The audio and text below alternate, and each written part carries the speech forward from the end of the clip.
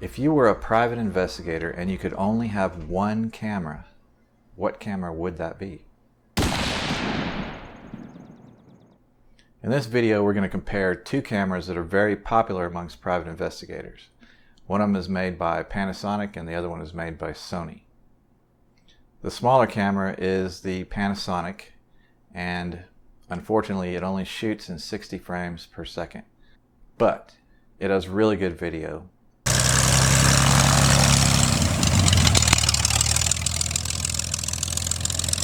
The larger camera is made by Sony, and it shoots anything from 24 frames per second all the way up to 960 frames per second. That means it'll do slow motion, and it'll do it well. The camera also shoots in 4K, which I never use, but it shoots in 4K, and the video is very, very nice. What we're going to do is compare these two excellent cameras in 5 different ways that'll hopefully give us an answer to our question. Let's start with the cost. The Panasonic, the small camera, costs $400. The Sony, the larger camera, costs $1,800. $1,800. So you could buy 4 of the Panasonics, maybe 5, for the price of one of the Sonys. If you bought them used, and they're probably just as good, you could spend $200 on each one and have 9. I don't think you need 9. And in fact, it's pretty nice to have both cameras. Needless to say, Panasonic wins on price. Number 2, size. Obviously the Panasonic is smaller, and it will fit in your pocket. It will fit in a drink holder. It'll go into a purse. And if you have a fanny pack, it'll fit in there. The Sony is larger, bulkier, harder to carry around. And I have to admit, there's times when I'd rather have the Sony, but I bring the Panasonic just because it's so small and so easy and so convenient. So on size, the Panasonic wins. Number 3, speed. How fast can you be recording with this camera? Well, with the Panasonic, you can open it up, press the button, zoom in, and you're recording. With the Sony, you can open it up, press the button, and then figure out that you left the lens cap on. So taking off the lens cap adds a little bit of time to the whole thing. Look what the Panasonic lens cap does all by itself.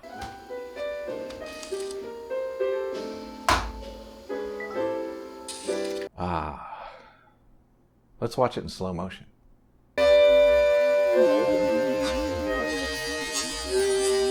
You never have to miss a shot, because when you open it and press the button, it's filming.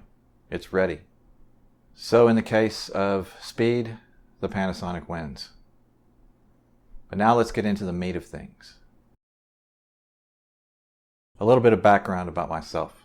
I work in a beautiful place where there aren't many people or too much traffic.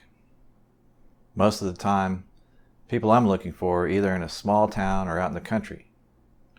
Sometimes houses are spaced way far apart, and the people inside can see for miles. The people out here also know all of the vehicles in their areas. Anything new makes them ever so curious.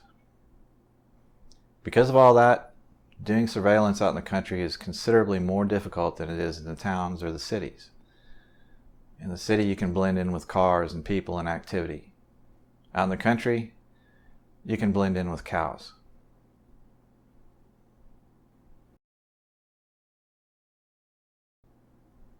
So what it all comes down to is that sometimes you can't get very close to your subject at all. The Panasonic HC-W580 has the longest optical zoom of any of the cameras that I could find when I was looking for one. It will zoom in 50 times on the optic side, and another 30, I guess, for the digital zoom, which I don't even like, which doesn't even matter. Optical zoom is what matters.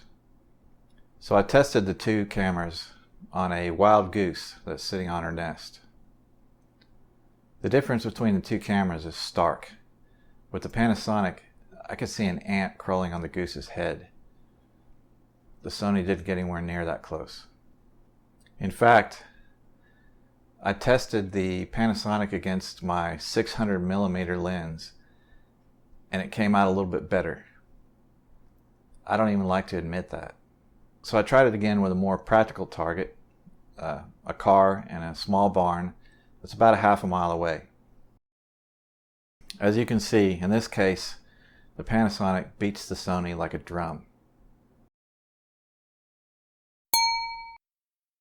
The last thing I tested was low light performance, and I believe low light is the main reason that private investigators like the Sony. It has what's called a 1-inch sensor, and calling it a 1-inch sensor is a lie from the pit of hell, because the sensor is actually less than a ½ inch. But it's considerably larger than the one inside the Panasonic. The Panasonic sensor is about half the size as the sensor in your cell phone. I don't even see how it does so well with these pictures. So predictably, you can watch what happened when I compared the two. I pointed them at the house at the same distance and started filming when the sun went down.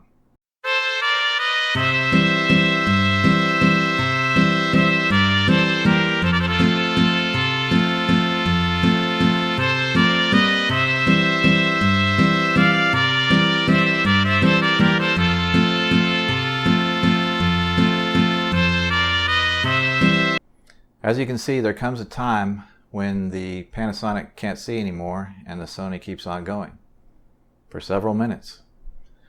What that translates to is that for about 10 or 15 minutes each day, the Sony can outperform the Panasonic in some area, one area. Unfortunately, that's not enough to secure the coveted spot of best overall private investigator camera. Now, don't get me wrong, I love this Sony AX700.